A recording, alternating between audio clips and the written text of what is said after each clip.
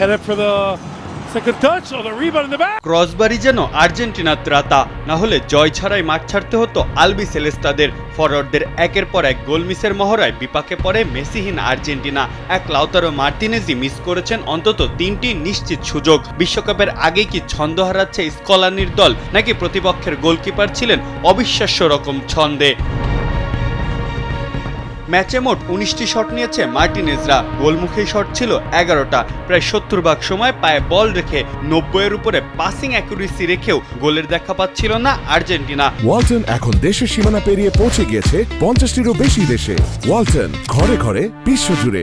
অথচ প্রথমার্ধেই দলটি এগিয়ে যেতে পারত কম হলেও এক হালি গোলে। দলের মান বাঁচানো গোলটি করেছেন লো সেলসো। এদিকে দলের মূল চালিকা শক্তিই ছিল মূলত মিডফিল্ড। নিকো পাস ও এনজো ফার্নান্দেসরা দাপিয়ে বেরিয়েছেন মাঝ মাঠটা। তবে উইঙ্গার ছাড়া দুই স্ট্রাইকার লাউতারো আর আলভারেজকে খেলানো মোটেই সুবিধাজনক না আর্জেন্টিনার জন্য। অতীতেও এই ফরমেশনে সুফল পাননি স্কলানি। তবে এত মিসের মহড়ায়ও ফরওয়ার্ডরা চেষ্টা কম করেননি, কিন্তু দেয়াল হয়ে দাঁড়ান ভেনিজুয়েলার গোলরক্ষক। অবিশ্বাস্য সব সেভ করে দলকে জয়ের স্বপ্নও দেখিয়েছিলেন তিনি।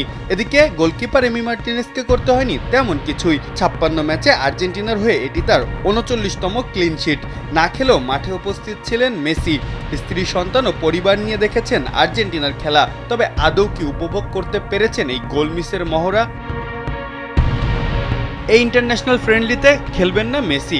দলে নেই উইংয়ে ভরসার আরেক নাম মারিয়াও। 9টা বিগ চান্সই প্রমাণ করে স্কলানির পরীক্ষা নিরীক্ষায় দেখা দিচ্ছে বেশ খানিকটা গ্যাপ। বিশ্বকাপের যে বাকি আর মাত্র কিছুটা মাস, এত ল্যাকিংস নিয়ে কি বিশ্বকাপে ভালো করতে পারবে ডিফেন্ডিং চ্যাম্পিয়নরা? মাহফুজ আহমেদ, কালবেলা।